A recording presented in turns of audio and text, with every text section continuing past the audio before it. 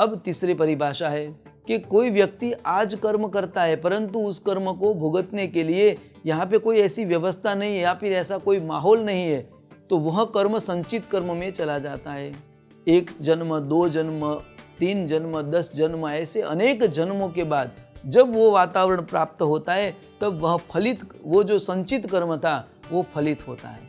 इसके भी दृष्टांत के हिसाब से देखिए। महाभारत का युद्ध पूर्ण हुआ, धर्मराज अपने भाइयों को लेकर, माता को लेकर, भगवान कृष्ण को लेकर एक महारथी के पास गए, जो महारथी बाणशैया के ऊपर सोया हुआ था, जिसका नाम भीष्म पितामह थे। अब भीष्म पितामह बाणशैया पे सो रहे थे। उस समय धर्मराज आदि भगवान नारायण साथ में आकर वहां पर आए और उसके दर्शन की कामना की। तब भीष्म पितामह ने सभी से वार्तालाप किया। यहाँ पे कहते हैं कि भीष्म पितामह ने धर्मराज को बहुत सा ज्ञान दिया। ज्ञान देने के बाद जब धर्मराज विदाई ले रहे थे तब भगवान कृष्ण का हाथ पकड़कर भीष्म महाराज ने उसे रोक लिए कि कृष्ण, सबको जाना है तो जाने दो, परंतु तुम यहाँ पे खड़े रहो। क्यों? क्योंकि मेरे को कुछ बातें करनी है। भगवान कृष्ण को भीष्म पितामह पूछते हैं कि प्रभु, ये मेरी दशा ऐसे कैसे हुई? मेरे पूर्व जीवन काल में मैंने ऐसा कोई कर्म नहीं किया जिससे मुझे इतने बाण लगे और मेरे जो शरीर है वो छिन्न छिन्न हो जाए, मेरा शरीर छिन्न भिन्न हो जाए। ऐसा कोई अपराध मैंने नहीं किया। भगवान ने हंसते हुए कहा, महाराज आप अपने जीवन काल में देखो, दर्शन करो। भीष्म पितामह ने कहा, रे कन्हैया, मैं वही तो कर रहा हूँ, इतने दिन से यहाँ पड़ा पड़ा मैं यही कर रहा हूँ। तुम लोग वहाँ पे युद्ध कर रहे थे, मैं यहाँ पड़ा पड़ा अपने कर्म को याद कर रहा था। और भीष्म ऐसे महारथी थे कि वो तीनों काल को देख सकते थे, भूत, भविष्य और वर्तमान, ये तीनों को देखने की शक्ति भीष्म में थी। तो भीष्म महाराज ने कहा, मैंने बाल्यावस्था से लेकर आज तक की अवस्था को देख लिया, मैंने ऐसा कोई कर्म नहीं किया जिसका फल मुझे ऐसा मिलना चाहिए। भीष्म महाराज को किस कर्म की कैसी सजा मिलती या किस फल मिलता है वह सब ज्ञान था। इसलिए भगवान को पूछा, मैंने ऐसा कर्म तो नहीं किया। तो भगवान ने कहा, आप आगे का कोई कर्म देखो, कुछ ऐसा रहेगा कि आगे के कर्म में भी ऐसा रहेगा। भीष्म पितामह ने कहा कि कन्हैया, मैंने 1 नहीं 100 जन्म तक देख लिया, 100 जन्म तक मैंने ऐसा कोई कर्म नहीं किया जिसकी सजा मुझे ऐसी मिले।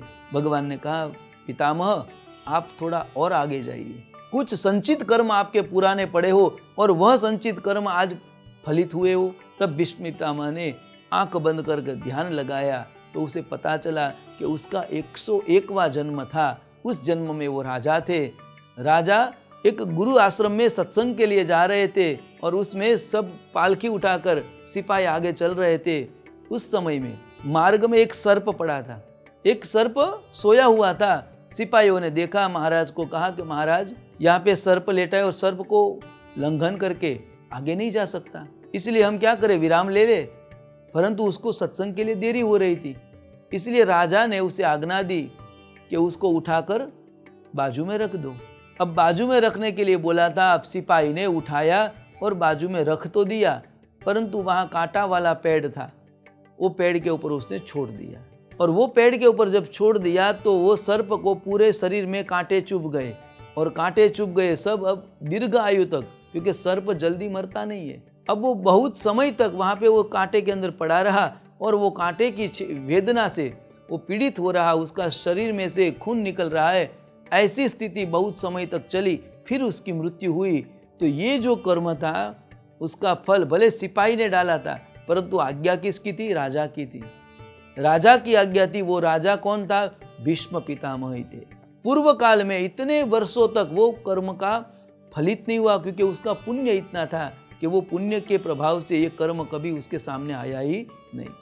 परंतु जब दुर्योधन का अन्न खाया तो वो अन्न से वो पुण्य क्षय हो गया, और पुण्य जब क्षय होता है तब हमारा पूर्व का दुष्कर्म, पाप कर्म फलित होता है, और वही फलित हुआ। और यहाँ पे भीष्म पितामह को अंतिम अवस्था ये प्राप्त हुई। भीष्म पितामह ने भगवान को वंदना की, स्तुति की कि हे कन्हैया, तुम्हारे ये संसार की सृष्टि का बहुत बड़ा नियम है, जो जैसा करता है वो वैसा फल पाता है। काया से, मन से या वाचा से कोई भी कर्म करो, उस कर्म का फल आपको भुगतना पड़ेगा, ये बात सत्य है। इसलिए ब्रह्मा जी ने यहाँ पे कर्म प्रधान रखा है कि जो भी मनुष्य सृष्टि में रहेंगे वो सभी को कर्म का फल प्राप्त होता है।